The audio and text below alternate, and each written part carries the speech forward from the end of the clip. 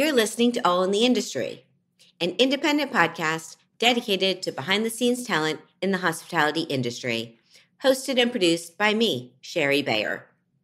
Since initially launching in 2014, we have broadcast more than 400 episodes, and now we're excited to be on our new platform. To learn more, visit allintheindustry.com. Support for this episode comes from Bayer Public Relations, a full-service PR, consulting, and marketing agency based in New York City, specializing in culinary and hospitality. Founded in 2003 by me, Shari Bayer, we are a company built on dedication, integrity, and positive thinking, combined with a genuine passion for what we do. BPR, be seen, be heard, be known. To learn more, visit BayerPublicRelations.com.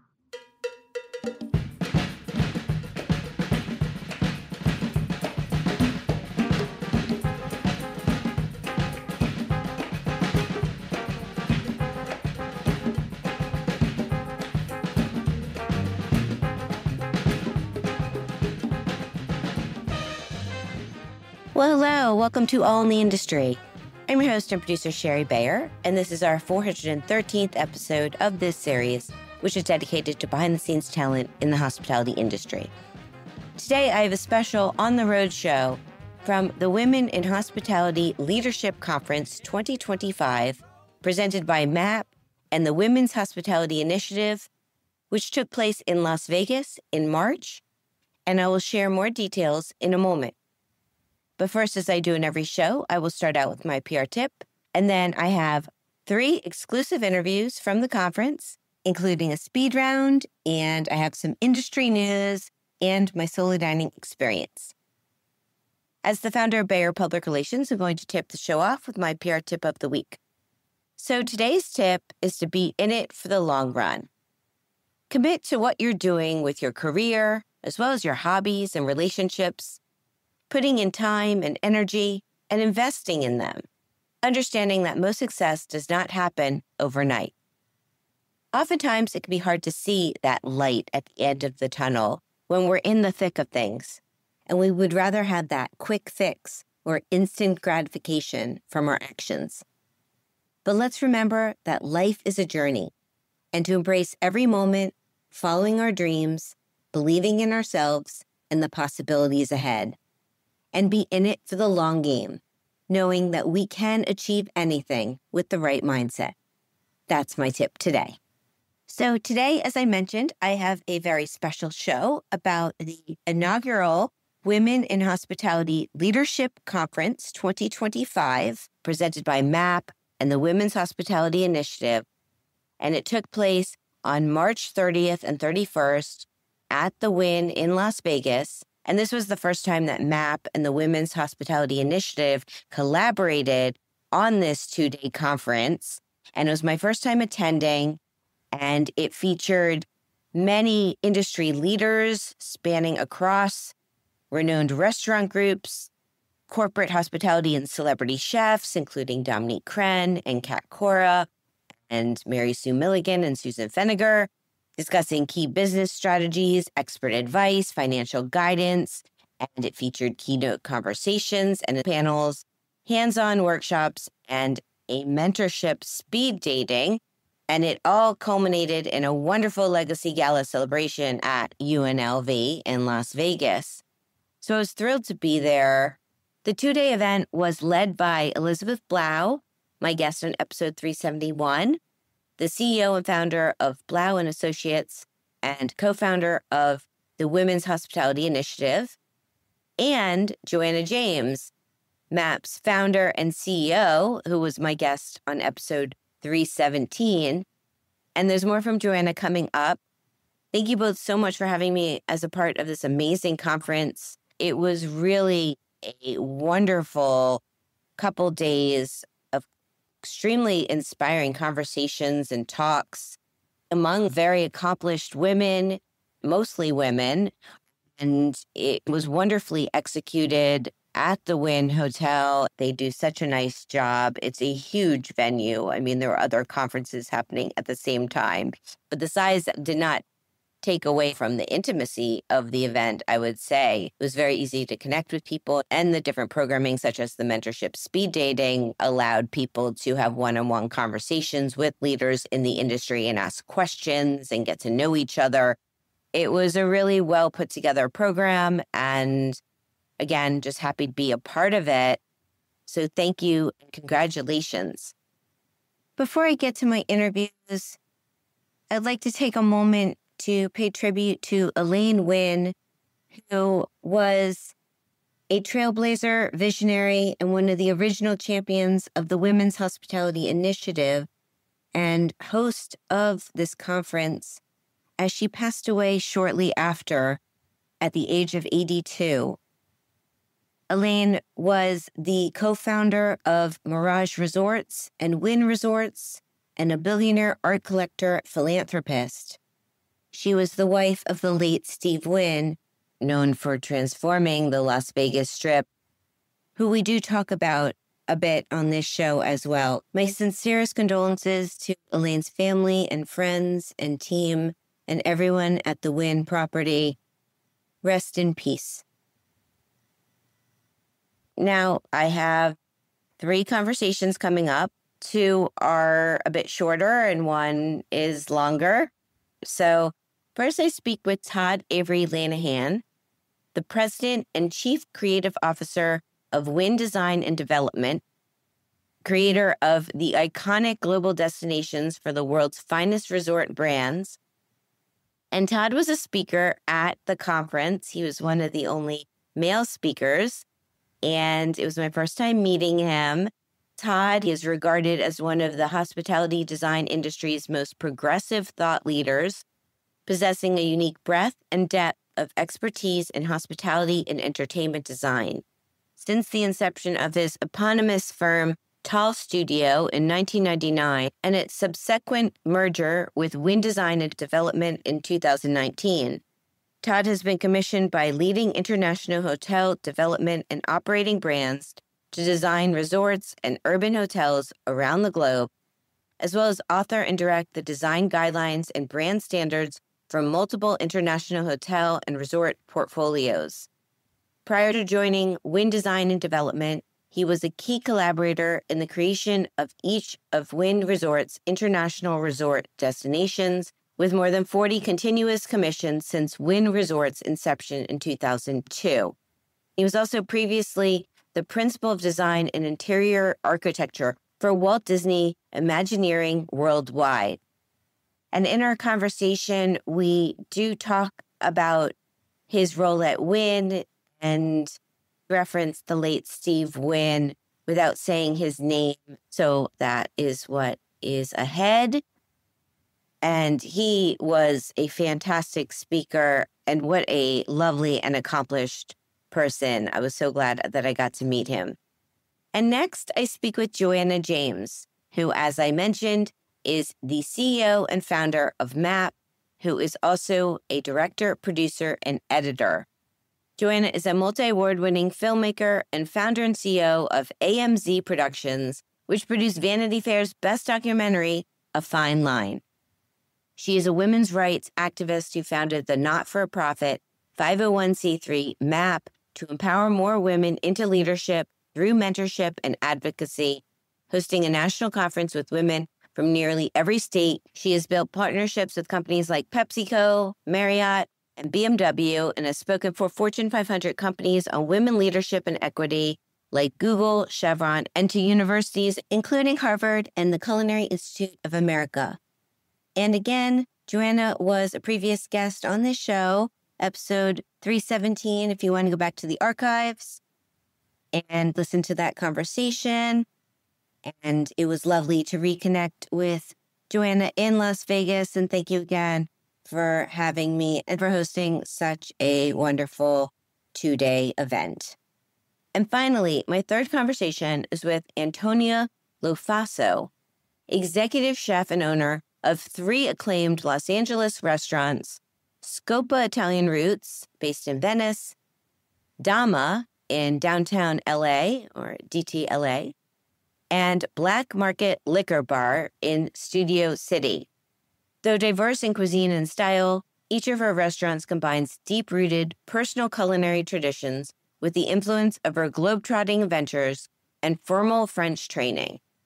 Antonia is the current co-host of Food Network's Worst Cooks in America, Celebrity Edition, Heroes vs. Villians, and is widely recognized from Tournament of Champions, Seasons 1 to 5, and the Season 5 finalist, host of Beachside Brawl, as well as recurring roles on Guy's Grocery Games and Supermarket Stakeout, Beat Bobby Flay, Chopped, as well as Bravo's Top Chef and CNBC's Restaurant Startup.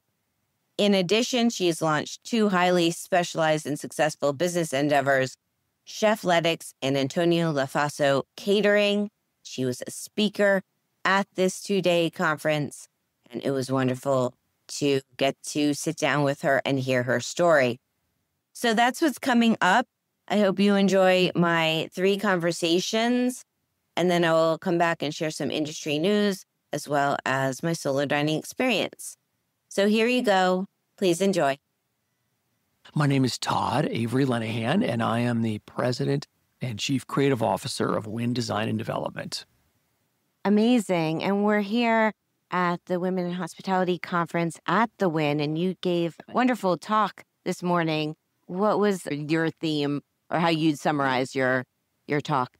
Well, I talked about the power of brand and how branding can actually backfire if you don't have brand pillars and a platform that have longevity and that are meaningful to your consumer. And so I was talking about how companies like the Walt Disney Company and Apple were able to continue with great strength because their brands had already demonstrated that they made an incredible product. And so when their founders passed, the companies thrived and continued because of the strength of their product. And then I compared that to the challenges that a company that's in the service industry faces when their leader is no longer with the company because they don't have a tangible product that they're selling. They're selling a service, and it's that intangible service that can be really difficult to hold up with brand pillars. And so I talked about what we went through as a company when our founder retired and left the company many years ago, and how we've thrived, in part because we've defined who we are beyond just the name on the building.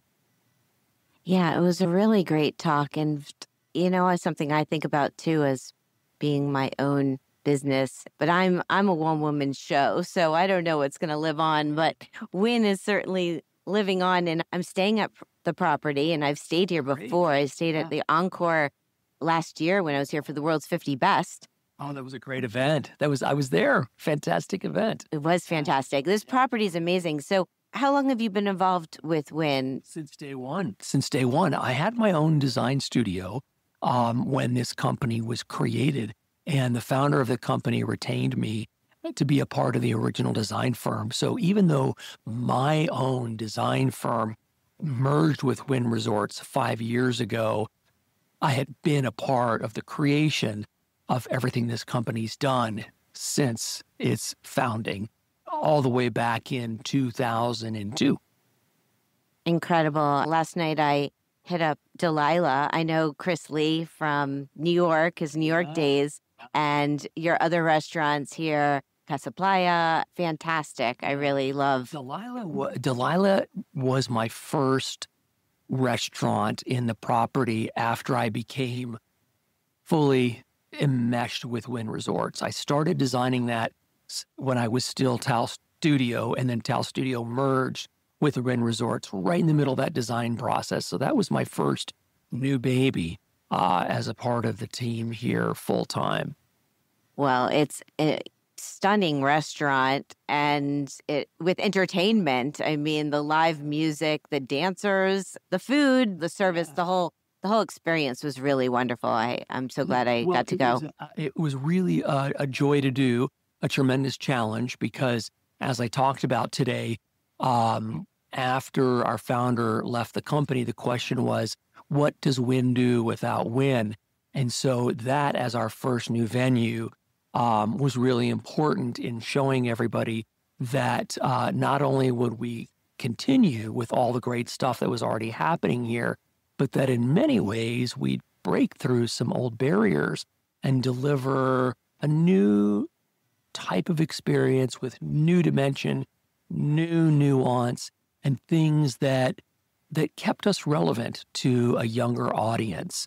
And even though that room has incredible nostalgia and history to it, it actually appeals to a very younger audience, because we're finding that our younger audiences that are used to short, truncated communication are actually loving real story with real heart.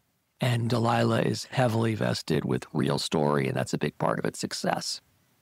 Yes, it's really spectacular. Hard to get reservation, I believe, but not with me. I'm with the right person. So, could you tell me a little about your background? Sure. Did you grow up in Vegas? No. I grew up all over the world, actually. I was born in Omaha, Nebraska, but only lived there for about 2 weeks before my family moved to Germany. I was there until I was almost 7 years old. Then we moved back to the States. My parents are both New York City, from Italian immigrant family and Irish immigrant family. And I studied architecture at the University of Texas at Austin. Washington, D.C. is where I spent most of my life growing up. And I had a little brief introduction to Las Vegas in the 80s because my father was in the military and he was transferred to the Air Force Base out here. So that's the first time I was here, just for 2 brief years before I went to college. I graduated high school here. But I studied architecture while working in hotels and restaurants the entire time. I started working in hotels and restaurants in the hospitality industry when I was 14 years old and was in it continuously through architecture school. So I'm a bit of an anomaly in that I'm in the industry as a designer, trained as an architect, but I actually have worked at the ground level in hospitality. I have been a housekeeper, I've been a waiter, I've been a bellman, I've been a front desk agent, I've been a concierge, you name it, I've done it. So I've really grown up in the industry with a full understanding of what this business is all about. Yeah, well, I find for myself, I went to cooking school after college and worked in restaurants. And I think that helps me today understand my clients and the needs and what it takes to run a restaurant. So all that experience, I'm sure, makes your job today and what you do, you're so knowledgeable about all aspects of the industry based on that experience.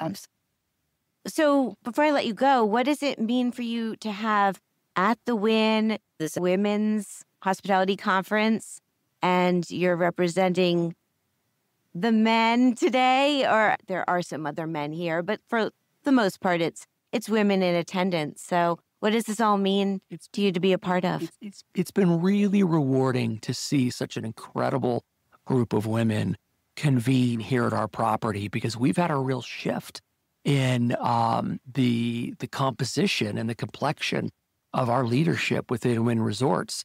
We were talking about women in leadership roles today, but it's fantastic that in what I call Wynn 2.0, our next epic, which started in 2019, women have ascended to key roles of leadership throughout our company. In our C-suite, 2 of the positions are held by women. Our chief financial officer is a woman. Our chief legal counsel is a woman. Our head of sales for the entire company is a woman. Our president of our China company is a woman. Our president of our Boston hotel is a woman. And the list goes on and on and on. Our head of food and beverage for Wynn Las Vegas is a woman. The head of the hotel, rooms and related, also a woman. That is almost unprecedented that we have so many brilliant women, key positions of leadership that have fueled and powered this company forward. It's exciting. It has added a dimension, a depth, and a breadth to the organization that is really rich, because, this industry in Las Vegas in particular, for decades was a male-dominated industry. There were far more women on stage in a show than there were at desks and offices. And that has changed dramatically. So it was great to see everybody here today. It's wonderful also to hear young female hospitality students participate in this event and be able to be around such accomplished women that they're learning from and then inspire them. Yes, I completely agree. It's an honor to be here and be a part of, and a very inspiring morning. Can't wait to see what else takes place this afternoon and tonight with the gala. And Elizabeth Blau, who I see walking down the hall, is a rock star, and love her and love that this event is here. Last question is, when you're not eating at the Wynn, where do you like to go? Like, what's your restaurant recommendation? I am an adventurer. Of course, we have our favorites in the neighborhood, one of which is Elizabeth's restaurant, Honey Salt. But we love to explore. We love to support chefs that are starting their own restaurants. We love to support neighborhood independent businesses. So I have a constant sort of, sense of exploration when it comes to dining. I'm the same way. I'm always trying to hit places I haven't been, but Vegas, you have a lot of great options. So awesome. Well, thank you so much. So wonderful to meet you. Absolutely. This was fun. This was unexpected, but what a joy it was. This is the wrap of my day here. Same for me. Yeah. Spontaneous interviews in Vegas. What could be better? And so nice to meet you. Congratulations. Your work stands for itself, and your personality. I really glad I got to meet you. Talking. It was fun. It was really a joy to sit with you for these few minutes. Thank you. Have fun. Yeah. Let's do it again. All right. I'll be back. Thank you. Well, hello, Joanna James. We are in Vegas. How are you? I'm great. It's awesome to be in Vegas. There's so many great trailblazers here in the culinary and hospitality scene, and it's really exciting to celebrate them and also bring so many MAPP members from across the country to Vegas. Yeah, so I'm excited to be here at this Women in Hospitality Leadership Conference at the Wynn. So tell my listeners a little about your background as the founder of MAPP and what led you to doing the conference. And then this year is the fifth? Yeah. Okay, the fifth year. Yeah. So congratulations. I mean, today has been so inspiring. Yesterday, too. So tell us a little about your background. Well, because I started with the film I made, A Fine Line, we were going across the country recognizing women in their communities and seeing how much work was needed. And at the time, I said in my remarks here, Women Chefs and Restaurateurs, this amazing organization, had just dissolved. So we knew how critical it was for MAPP to be founded, and that's how we created this nonprofit, the 501c3 MAPP, which is to empower more women into hospitality and culinary leadership. And so we hosted our first conference. It was in Fort Lauderdale, and we had all these incredible industry leaders and experts, restaurateurs, chefs come together. And we saw that just by being in the same space and having a lot of these really intentional conversations on how we can adapt, how we can do things better, especially after COVID, we realized, beyond COVID, there was so many conversations that were really instrumental in how we can move forward. And so every year we've been doing it. And it's really fun to have the celebrity chefs here. We have Chef Dominique Crenn and Antonia Lofaso and Kat Cora. And I mean, so many, I can't even begin to keep going right now. But it's also really incredible to see these women who are in their independent restaurants leave New York, DC, Chicago, New Jersey, and come here to just learn and experience and be part of our community, and how giving, Dominique, Kat, all these other women are sharing their insight and being available one-on-one with these women. We did mentorship speed dating, and it was basically where they got to have this one-on-one time, and they're just so motivating. So I know it makes a difference for a lot of people.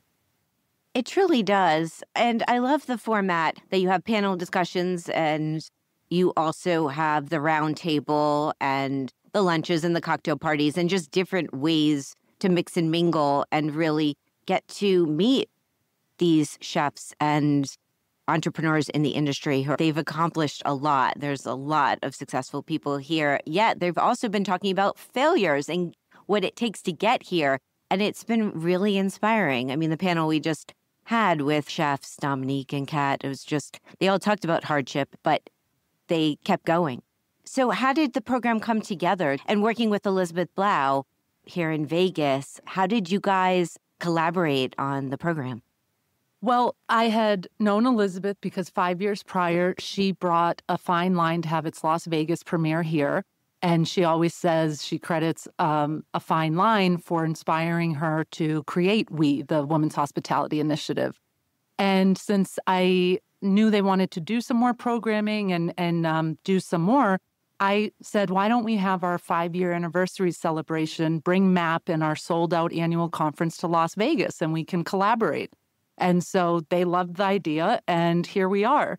And I just think it's really strong to hear from these chefs and restaurateurs talk about failure, like you said, because what the biggest takeaway I think here from all the different breakout sessions and the keynotes and the panels is that we have to be the best person we can for each other that we needed when we didn't get it. And especially when it comes to the entrepreneurial side, not just the craft and the culinary side, but the business side.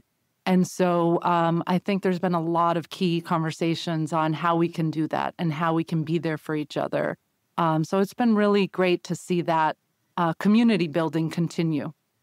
Absolutely. And tonight we have the gala, which has an amazing lineup. I'm starting to get a little hungry. It's one of these events you got to come to hungry. So who are some of the chefs or restaurants participating? Well, we've got Mary Sue Milligan and Susan Finnegar. I'm so happy they've come. We have every resort you can imagine, from MGM, Fontainebleau, Cosmopolitan, Westgate. It just goes on and on. We've got about 40 different food activations and mixology activations. So it's really great to just have everyone there. We have Antonia Lofaso there at the gala as well. So it's going to be really fun. Well, I can't wait. And while we're in Vegas, have you tried any of the restaurants here? Have you had time? Any you would say you're, I hate the word favorite, but something you're excited about right now in Vegas? Yes. Well, we went to Sparrow and Wolf, which was amazing. I went there my last time in Vegas for a collab dinner. They did with Anna Ross, actually. It was quite something. But yeah, that's a great restaurant. That was great. A really fun fact here in Las Vegas, Casa Playa at the Wynn is the executive chef is Sarah Thompson, who's also from the Worcester area like myself. So that was fun to have some hometown representation here. Also, every time I come, I love going to Jaleo at the Cosmopolitan, which is run by a primarily woman-led GM team and chef as well. So yeah, we've been hitting up some great restaurants, and it's just great to see so many women at the forefront of these restaurants. Indeed. Well, congratulations. For the record, I was supposed to go to your Fort Lauderdale Year One conference, and I got COVID, if you remember, a few days before, and I wasn't able to make it, but it's been such a pleasure being here. So thank you so much for having me, for organizing this event, and congratulations on all your success. And I need to give you a huge shout out because you are everywhere representing these chefs, being their voice and, sharing all their great jobs and promotions and everything they're doing. And that's no easy task. And you know what it takes to host a conference because you've done your fair share. So thank you for really being our voice and the media you're providing and everything. We really appreciate it, Shari. My pleasure. Thank you. I do it from passion, which I think is what brought a lot of us, or all of us, here. So thank you so much. Can you tell my listeners your name and your restaurants now? Yes. Antonia Lofaso, executive chef and restaurateur. I've got 3 restaurants in Los Angeles. I have Scopa Italian Roots, which is my American-Italian eatery in Venice, California. I have DAMA, which is my Latin-inspired eatery downtown Los Angeles. And then I have Black Market, which is my youngest baby, which I like to call more American, eclectic small plates, and that's in Studio City. Fantastic. Next time I'm in LA, I have to hit all of them. And I'm trying to think, I became familiar with you when you were on Top Chef, which season? Season 4, and it was in 2007. How crazy is that? Yes, that is crazy. I mean, it's crazy that the Top Chef series just keeps going, and it's stronger than ever, but it's also amazing the people that have come from that show and their success. And yeah, 2007. So Wow. 18 years. 18, thank you. Well, congratulations. Before Top Chef, take us back a little bit. When did you decide you wanted to become a chef and get the bug?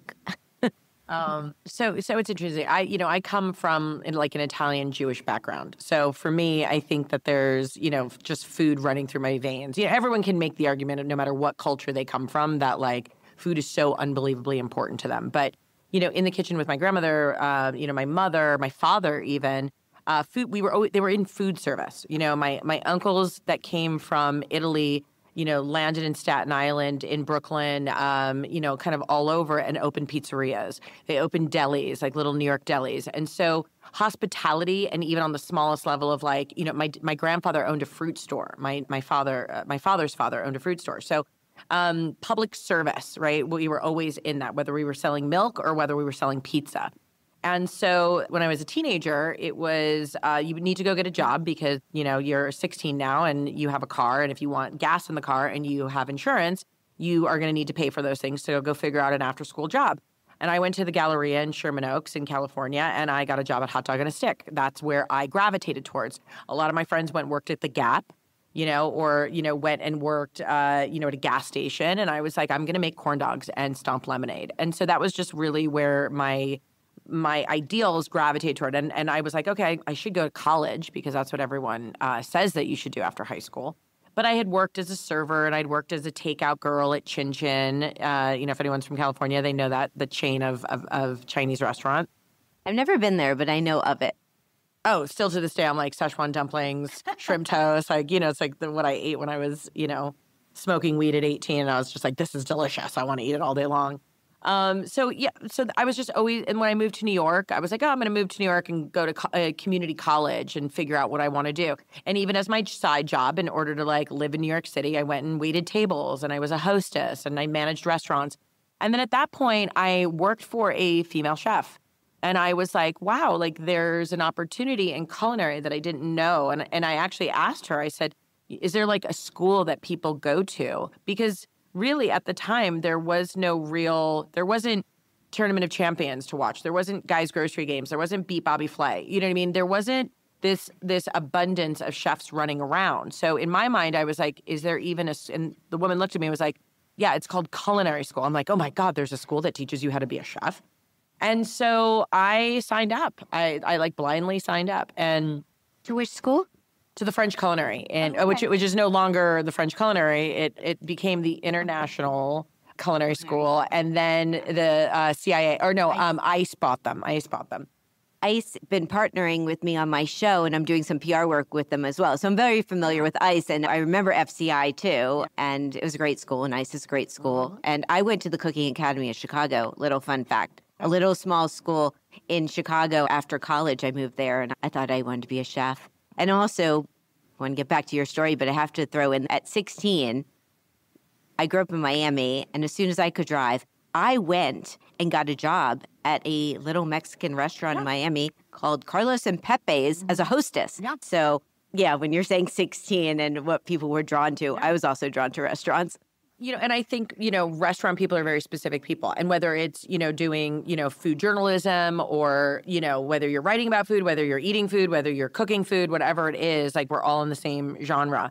But it's one of those things where I think, you're drawn to it, but you don't really know what that means until you're in it, right? And there's so many different outlets that then work. Even after I graduated from culinary school, I was like, I don't know what I do with this now. I guess I go find a job as a line cook. And my brother was dating a server at Spago in Beverly Hills. And he's like, yo, Tone, I heard that they're hiring in the kitchen at Spago. Like, if you want to go over there. And I was like, oh my God, they'll never hire me. I just got out of school. And she got me an interview with the executive chef. And I walked in there with like my best blazer and my like pressed pants. And I like wrote out a resume.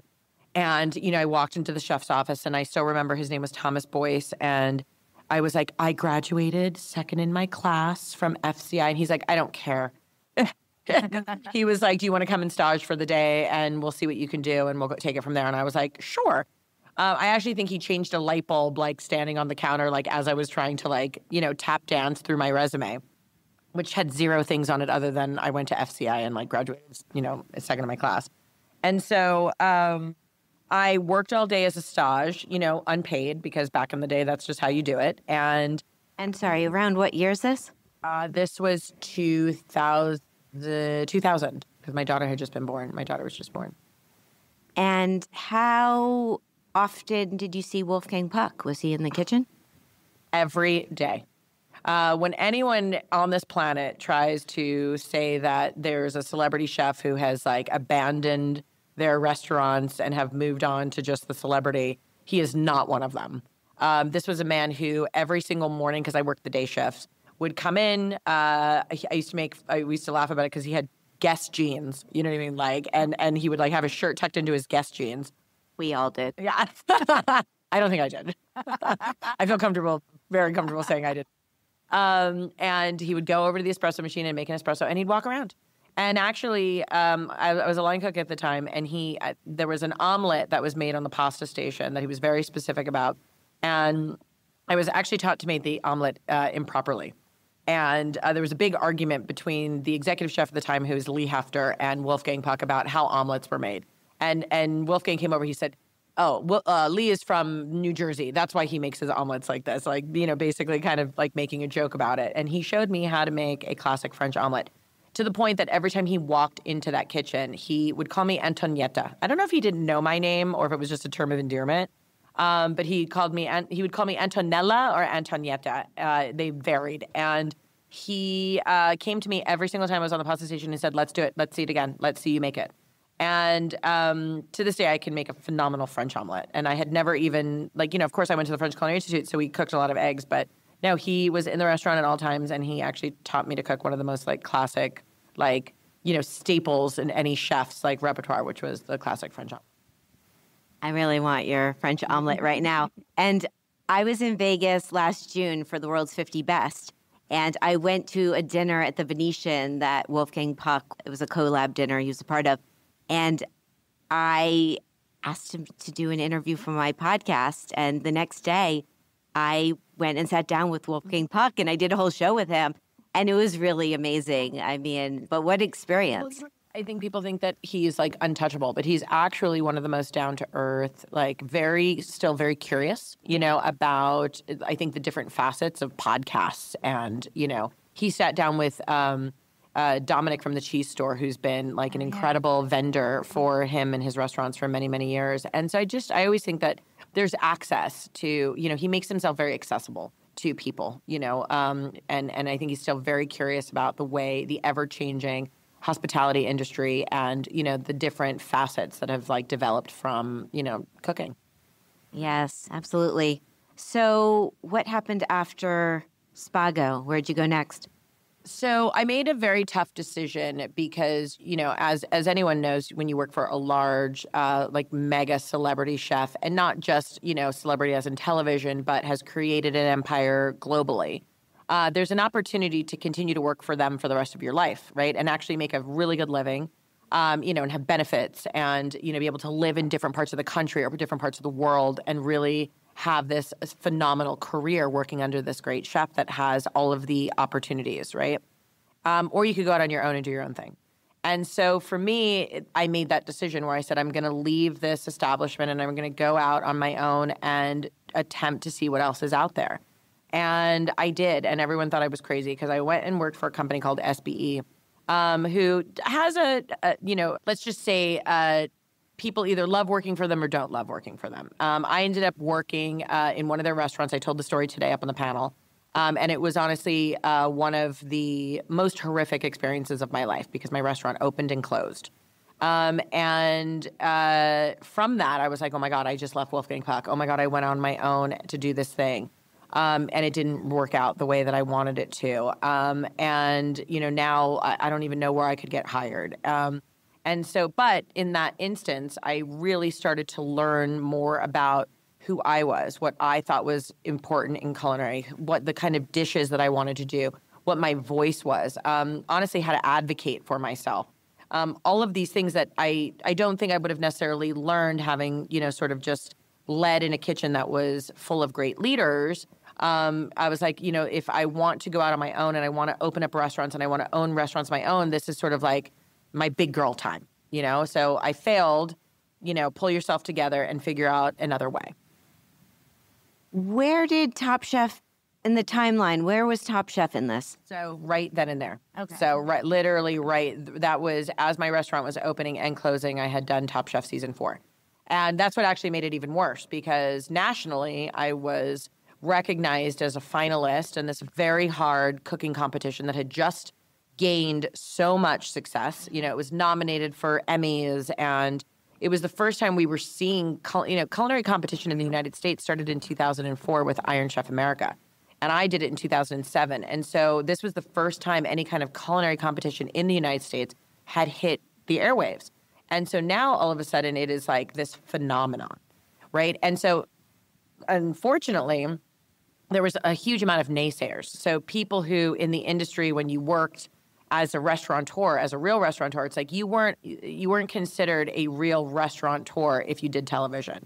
You were deemed as like a sellout. You were like, all of the chefs that I worked for, would be like, oh my God, real chefs don't go do that. It's gonna be career suicide. What are you doing?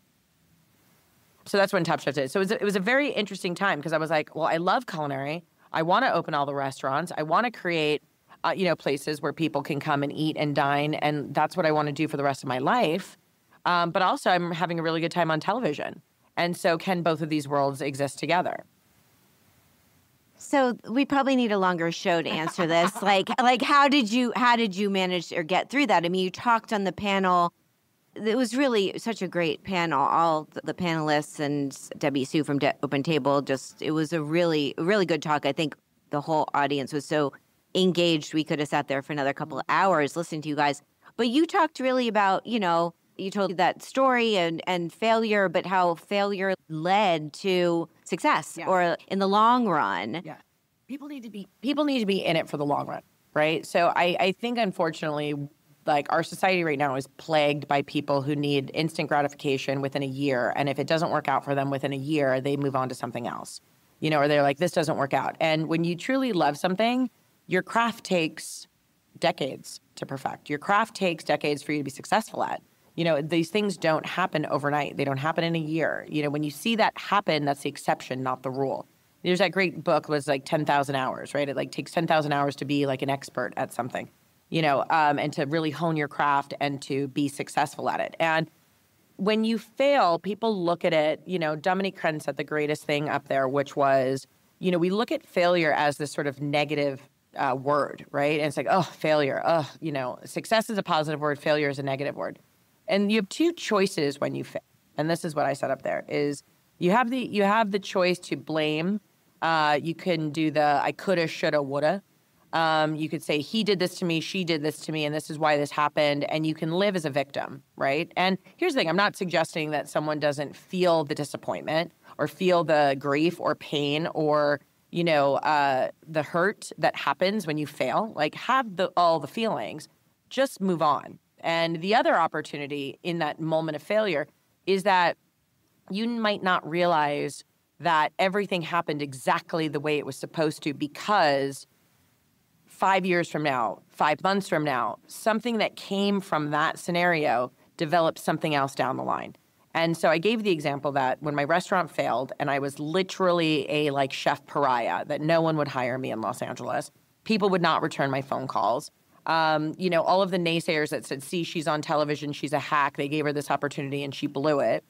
Not realizing all of the other elements that go into a restaurant failing. It lives and dies by the sword of the chef. You know what I mean? That's how a restaurant either thrives or dies. And, in that moment, all of the restaurants that I have now came from a relationship that not a sexual or loving relationship, but meaning I befriended a barback who worked with me at this restaurant. He then went on to be one of the best spirit directors, mixologists in Los Angeles. He now owns one of the greatest distilleries in Kentucky and has gone on to do incredible things in the spirit world. Introduced me and became my business partner in my 3 current restaurants in Los Angeles that have now been open for over a decade and have grossed millions of dollars. And so I've always been scared to say, oh, and they've grossed millions of dollars or they've been open for a decade. And I've learned really to share those kinds of things because people should understand that from that failure, I met this person who then introduced me to my now business partners who, as a team, we all created 3 restaurants together. And so I could have in that moment said, I'm never going to cook again. I hate everyone that was involved and feel very sorry for myself and move on and maybe get into another vocation. But I decided to start over. I became a personal chef. I put my head down. I started over. Lorena Garcia talked about that, like bring it back to the basics, and I did. And then from there, created 3 restaurants that are still alive and well and thriving right now. And then on top of it, my television career has blossomed, And so all of the people that said I couldn't have both and that I couldn't be an actual chef who created restaurants that people frequent and dine in and be a positive leader in the community and, create job opportunities for other chefs and watch them grow and develop because I would be too busy doing a television career, have all been proven wrong. I love it. I relate a lot too, just by my own path or my career path, which kind of unfolded unnaturally, not really knowing that today I would be sitting down with you and doing a podcast interview or having done a book with chefs and everything. It's like one thing kind of led to the other, but you kind of can't see it and we kind of keep going and you've setbacks and things. You just never know. I love your story of your connection with the bar back who's been so successful and that it led to where you are today. And I'm glad. You sometimes don't see the miracle, right, in the shit. That's what I always like to say, right? So it's like, because you're so busy being like, oh my God, that experience was such shit. That experience was such failure, right? If you just leave it alone and move on, all of a sudden, like, there was so much miracle in that super shitty experience that I didn't get to see for a decade, But it doesn't matter. You have to have faith. Do you know what I mean? And believe in yourself and have and continue on and persevere, because the other part to it, and I said this in the panels the other day, or when we did this sort of like walk around, I said, you don't see the path sometimes, and that's okay, right? And there were a lot of women that were like, right, but when I open my mouth, this happens, and I was like, sure, but also life isn't fair. Do you know what I mean? And like when we walk around saying, but I did all the right things, and so this should have happened. And so like I followed the path, and so therefore this should have happened. I'm like, no, like life isn't fair. You know what I mean? Bad things happen to good people who follow the rules. You know what I mean? Bad things happen to good people who are standing up for themselves. It doesn't mean that you stop. It doesn't mean that you don't keep persevering. I could have in that moment said, hey, these people took advantage of me. I was young and I didn't know. And so therefore, blah, blah, and lived in that sort of like self-deprecating, like, look what they did to me, right? They were wrong and I was right. That does nothing. No one cares. Nobody cares. You know what I mean? And really the best, it's like, it's like the best revenge is honestly like money and power. And really, so those people who looked at me and said, I don't want to work with you, or those people that said, see, it was wrong, and now come into my restaurants and are like, this is so amazing. I have a business person who I was in business with at the time who was one of those people who now have asked me to work with them. And I was like, absolutely not. Because I remember what you did when I was at my lowest, and you didn't believe in me then, so why now? Yes. Well, congratulations. It's really amazing what you have accomplished, and you keep going. You got to believe in yourself. Sometimes I find it's hard for me to see myself, like you're in it, everyone else is looking at you like where you're at. But as someone looking at you and following your career from the outside, I'm glad you mentioned the TV, your successful TV. I mean, I don't even know how many shows you've been on, but I mean, you've done a lot of television. I don't even know what the question is, but what do you love doing TV, or do you not love doing TV? What's the pros and the cons? So television has given me a bigger platform, which has been wonderful. Like, here we are at, this, Women in Hospitality conference, and I get to inspire, or even if I have a 5-minute conversation with somebody that maybe changes their direction and inspires them to do something and it changes their career path, that's what television does on a larger level, right? So there's something that I might say on television, which is national, that speaks to someone in Nebraska that I would never really touch, because I don't work in Nebraska, or maybe they're not in Los Angeles, right? And so it gives me sort of this national platform to speak to a greater audience about the things that I've done, right? And possibly there's one thing that I say that changes the course of the way somebody lives their life in a positive way. I have met people along the way who have said that to me, who have said, I've read this part of your story. I've seen you talk about this, and that led me to do X, Y, and Z. I now run my own business. I now know that it's okay for me to bring my daughter to work. It doesn't matter what it is. It's something that I have said has made somebody's life better. And so being able to do it in person at a conference like this or on television, that's what I love. The other part to television is that I get to compete. And, that keeps me, limber. It keeps me agile. And it does. And it's interesting. And, I had this conversation with Bobby Flay, who just turned 60 and is still competing. It's like my sport, and there's a part to it when you do it well and you enjoy it, you become a little bit of an adrenaline junkie because of it. And so that part to me is exciting, and it keeps me on my toes. And it also keeps me current. I work with so many chefs that are older and younger than I am. And watching them and seeing what they bring to the table and their cooking styles. And so you get to be in these larger forums with chefs from all over the country, all over the world that share their experiences, which then just add to your culinary repertoire. And it becomes a gift.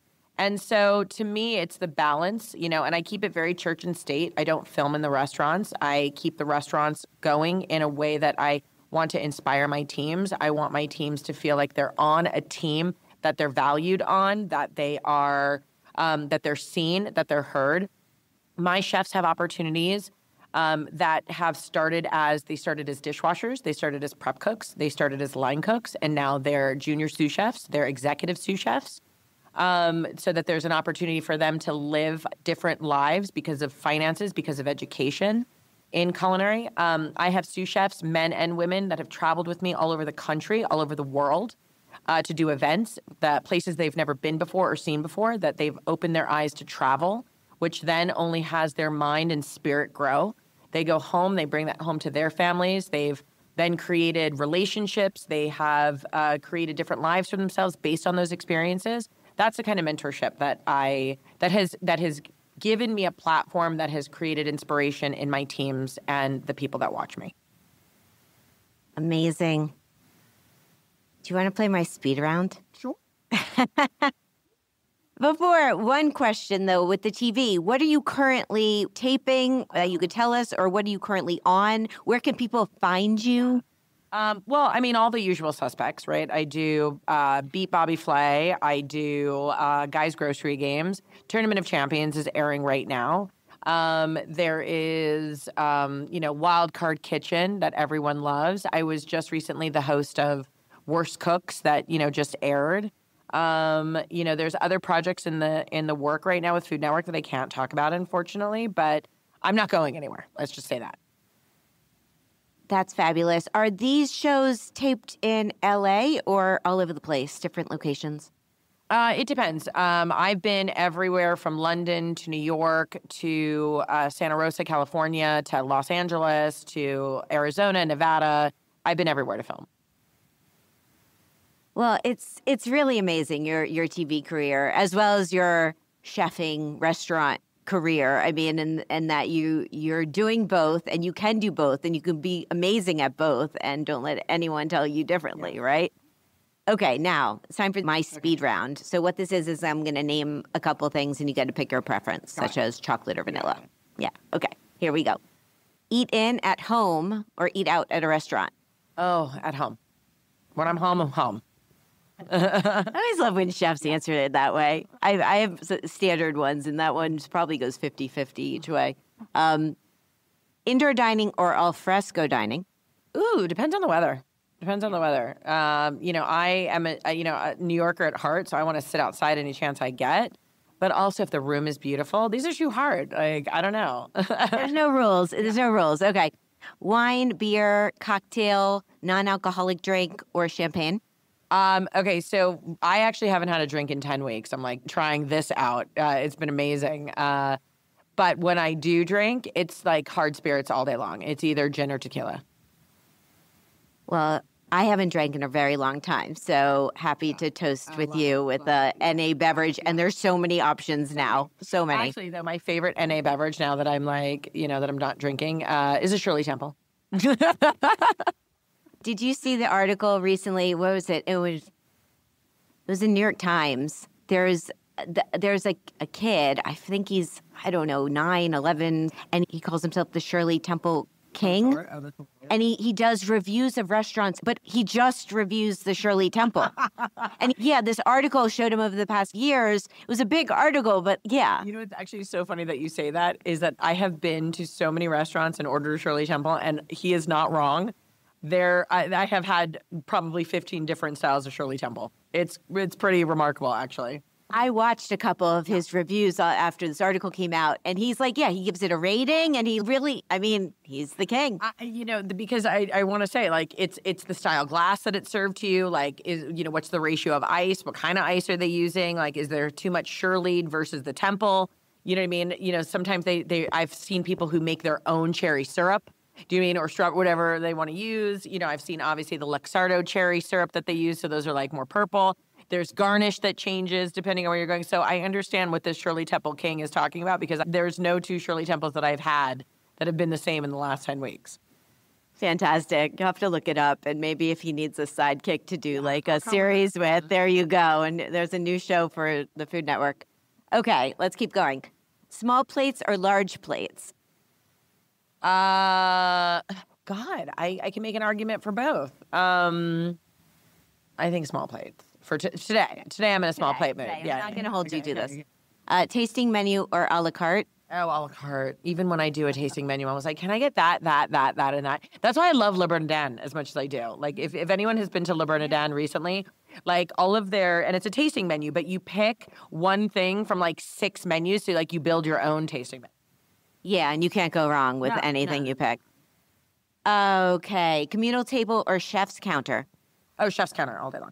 Actually, they're kind of the same. What am I talking about? Like, but I'm a bar stool girl. Okay. So communal, if it's a bar stool situation, I'm like, eat at the bar. So how about this? Neither bar. Can I make it my own answer? No rules. Yes, you can. Tipping or all-inclusive charge? Oh, I like to tip. I'm a tipper. Okay, perfect. A few more. Going into a hot sauna or an ice bath. Oh, I do that. I've seen, this is my personalized one. I'm coming up on the fly here. I was like, is this because you know me, or is this because an actual question? This is because I've seen you do the ice bath, like, call it challenge. But I don't know. Tell me more about it, because I feel I've gone to the spa and I go into the sauna, and then if they have one of those cold, icy pools, I can plunge in and I can count a little bit and get through maybe a minute. But I've never done the ice plunge. I have both in my house. So tell me about it. I actually have a Morozco ice bath in my house. It makes its own ice. It gets down to, I hold it at about 44 degrees. And I have a barrel sauna that I heat up, and I do, it's called heat and cold exposure, right? And so it depends on the day. Like sometimes I do no sauna and I just get up in the morning and I'll go and sit in the ice bath. And what I do is, there's so many benefits to it, right? I could talk about this all day long. I could talk actually about like nutrition and physical health in the same way that I talk about food. For me, it is about surrender. It's about discipline, and those are just the emotional things that come from ice bath.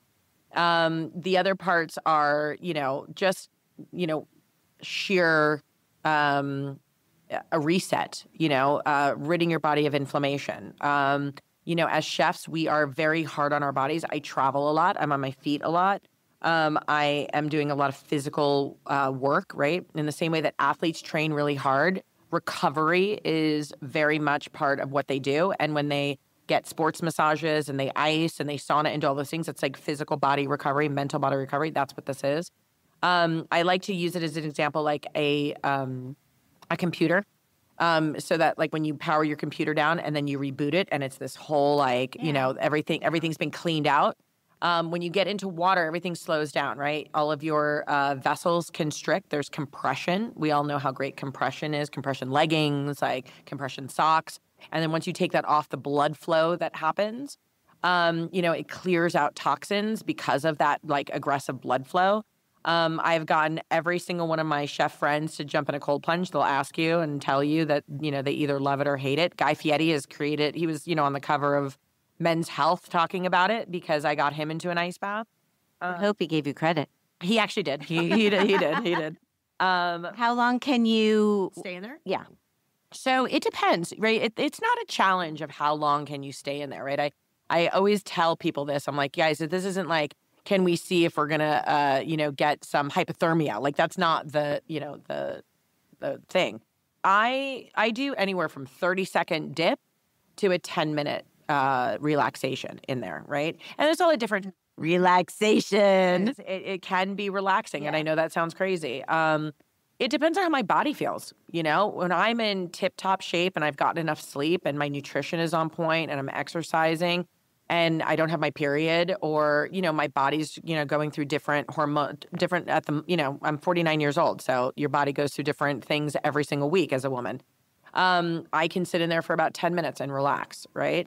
There are times where I'm underslept and I haven't been eating right and I've been on 17 planes and I'm exhausted and I don't need to stress my body out any more than it already is. I'll dunk in the water just for a second for like a rejuvenation and my body reacts amazing to it. They're like, oh my God, thank you. That felt so good. So it really depends. I've learned to read my temperament. I've learned to see what I need and I adjust my ice baths accordingly. Fabulous.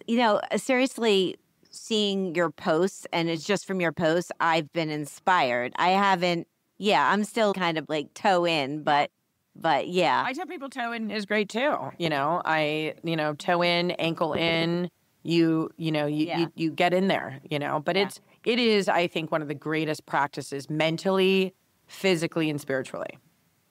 Inspiring. Okay, 3 more.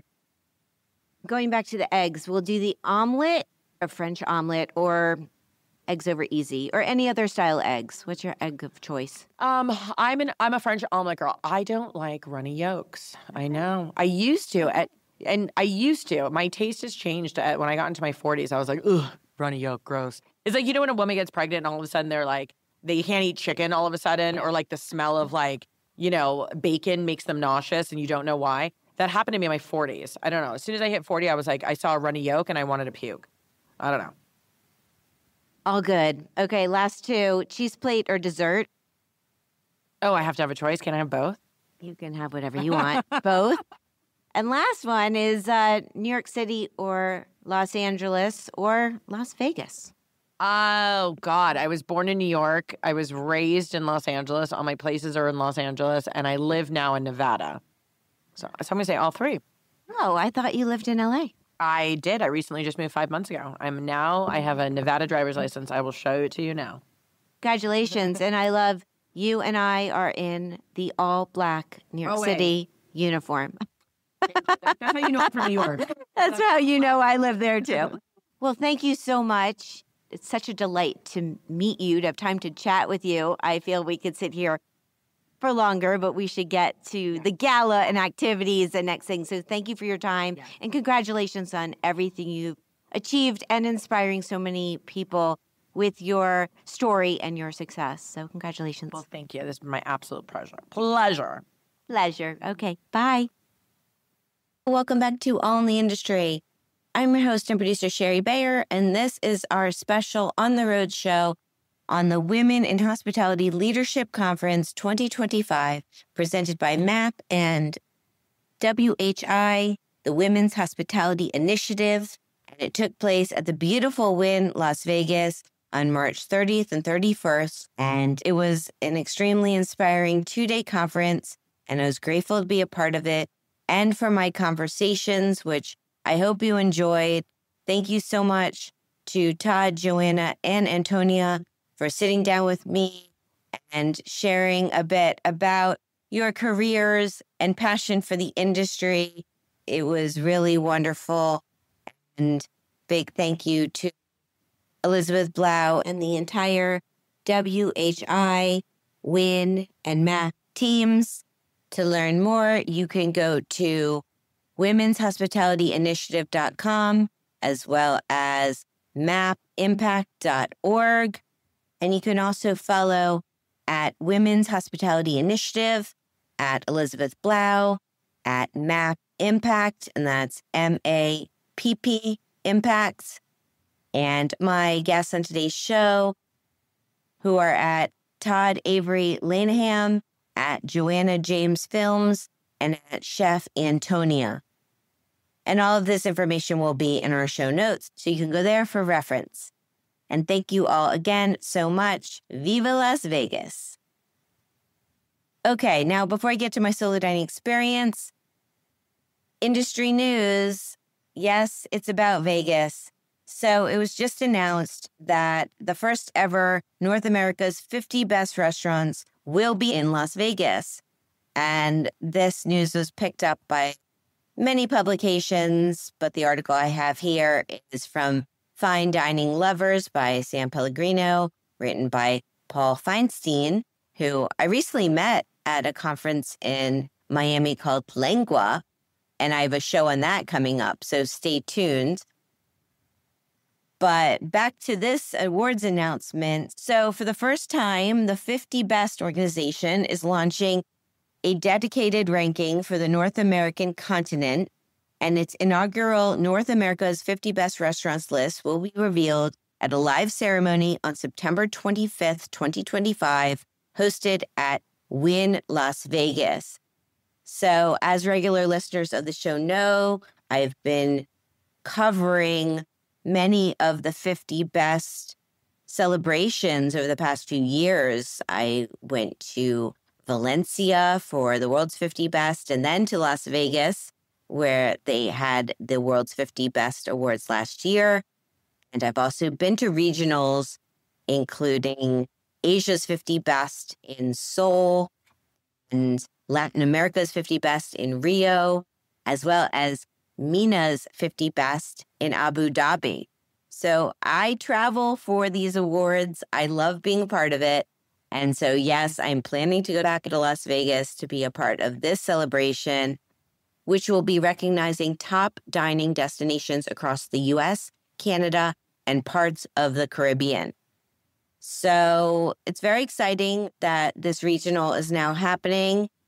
And if you want to find out more, you can go to theworlds50best.com/North America and follow at the World's 50 Best. Can't wait. So see you back in Vegas, baby. Okay, it's time for my solo dining experience. So this week is at the Golden Steer Steakhouse. Yes, place in Vegas. I mean, why not stick with the theme, right? Here's the rundown.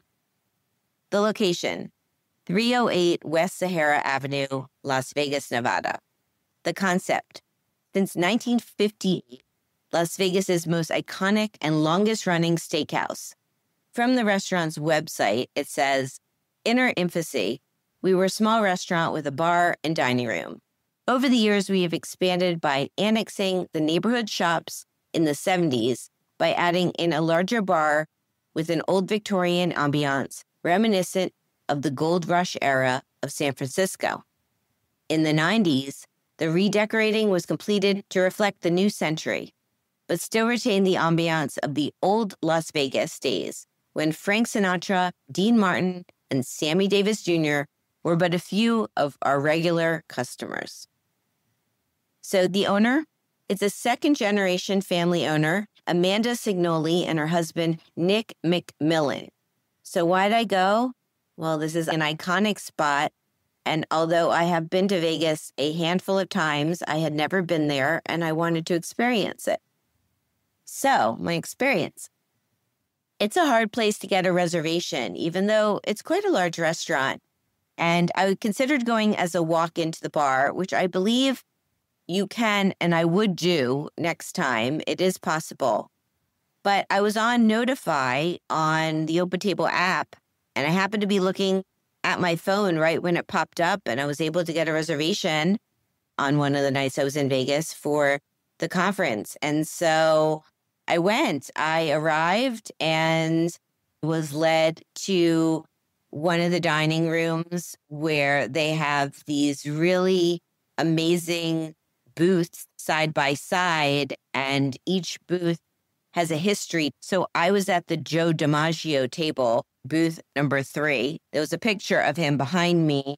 It was his original booth. And across from me, the table was dedicated to Marilyn Monroe. And I'm not going to get into the whole history of Joe DiMaggio, Marilyn Monroe, and all of the legends that dined there, including the Rat Pack. If you want to read about Joe, who is often hailed as one of the greatest baseball players of all time, and other regulars at the restaurant, you can go to the restaurant's website. There are stories. But that was pretty fun for me to be sitting at Joe DiMaggio's table. And my booth was big, easily fit 4 people, if not more, in it. So I had room. It was spacious. And the staff was lovely. My servers, there were multiple servers all dressed in tuxes, and they were really welcoming. And even though I definitely felt like a tourist in a tourist destination, it really hit home for me. The service, the tableside presentations, and the warmth of the team. And I toured around a little bit after looking at the different rooms, and the servers told me a bit more about the history. And it was a really great experience. I would totally go back and recommend it, although it is a bit pricey. But I think that depends on what you get. But I had leftovers because I overordered, of course. But I had a great time. So what did I get? So first, there was a complimentary bread basket.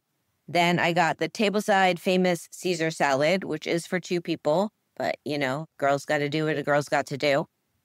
And then I really splurged. I wanted to try the lobster tail and the steak. So I got an 8-ounce petite filet with lobster tail and a twice-baked potato as my side. And then for dessert, I think the more popular dessert is the bananas Foster, as I saw the tables around me get it and the tableside presentation on those. But there was another tableside dessert that I'd never had before, which was the Cherries Jubilee. So I got that. And I have no regrets, even though next time I will probably get the bananas Foster. But that's what I had. I had some coffee, I had some club soda, and that was my order. Okay, so my take, great bread, awesome Caesar. I mean, can't go wrong with a tableside Caesar. And steak was fantastic. I really loved it. It was so perfectly cooked and tender.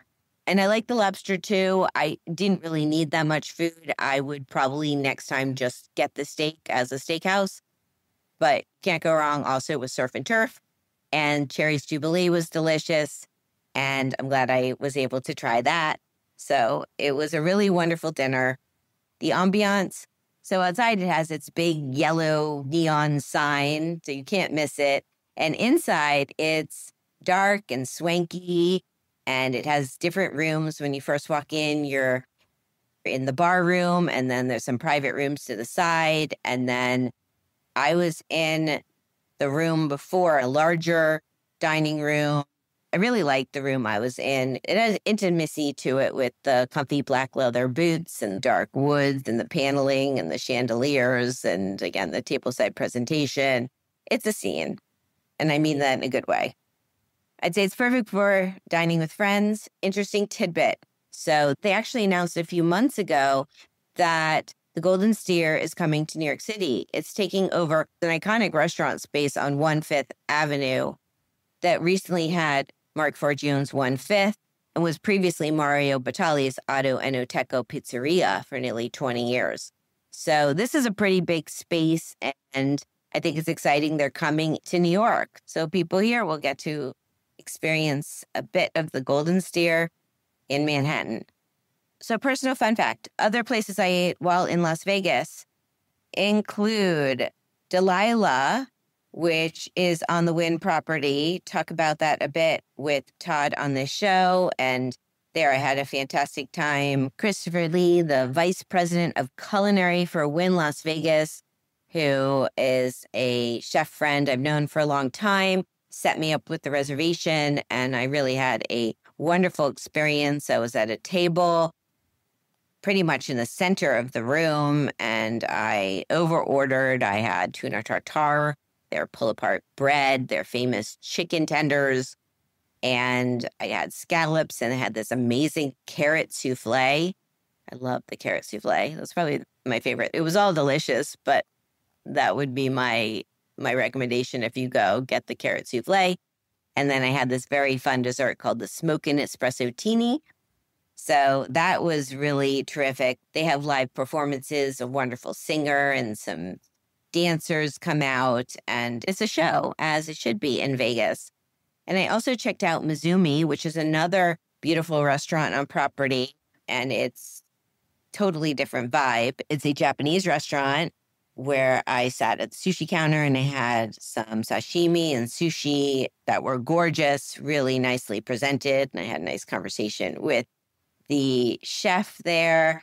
And I missed this trip going to Casa Playa, but I saw the chef, Sarah Thompson, over the weekend. And I had been last time I was in Las Vegas, and it's a fantastic Mexican restaurant also on property. And I hope to go next time I'm in town. And Sarah has been recognized by the James Beard Foundation as a finalist for their Best Chef Southwest category. So congratulations to her. And I also got to see my chef friend, Jennifer Yee, who is the executive pastry chef at the Wynn now, and I hadn't seen her in many years. So that was great. They were part of the conference's gala, and so that's where I got to catch up with them. And so, yes, the Wynn has wonderful restaurants, and it's always great to stay on property. And then I also ventured over to the Fontainebleau, which is an original hotel from Miami that now has a new location in Las Vegas. And I went to Capon's Burgers, the first namesake restaurant by Chef Josh Capon, who I know from New York City. And I've had his burger before at the Burger Bash, where he consistently won for many years. So now he's taken that burger and he has a fast casual restaurant, which is really cool. So I went there, and then I also got a slice from Miami Slice, which is a place in Miami that I want to try, and that was great. And finally, I had some tacos at Tacos El Gordo, which is a very casual spot located right around these hotels that you order up at the counter. They have a variety of different tacos, and the pastor is probably my favorite there, but they're all delicious. So those are some of my eats in Vegas. So back to the Golden Steer. The cost of my meal was $230, not including tax and gratuity. Yes, it was a splurge. It's a steakhouse in Vegas, and I got steak and lobster and all the fixins. So there you go. When in Vegas. Would I go back? Yes. And their website is goldensteer.com, Instagram at goldensteerlv, or at Golden Steer. Well, they sell their seasonings and butters, and they ship nationwide. So who knew? Check that out. Okay, so that's a wrap on Las Vegas, at least for now. Thank you for tuning in to this special on-the-road show on the Women in Hospitality Leadership Conference 2025, presented by MAPP and the Women's Hospitality Initiative, which took place at the Wynn Las Vegas. Thank you again to everyone who joined me in conversation. Todd-Avery Lenahan, Joanna James, and Antonia Lofaso. And thank you again to Elizabeth Blau and the teams. Awesome job. Congratulations. And one more time, their websites are womenshospitalityinitiative.com and mappimpact.org, and on social at Women's Hospitality Initiative and at MAPP Impact. You can follow me at Shari Bayer at Bayer PR and at All Industry. My YouTube channel and Facebook page are All in the Industry, and you can find all of our new and archived shows at allintheindustry.com and listen wherever you get your podcasts. Check out my other websites, BayerPublicRelations.com and ShariBayer.com, and my book, Chefwise, Life Lessons from Leading Chefs Around the World. Thanks to my engineer today, Armin. I am your host and producer, Shari Bayer. I will be back soon with a new show. I hope you'll tune in then. And thank you as always for being part of All in the Industry. Bye.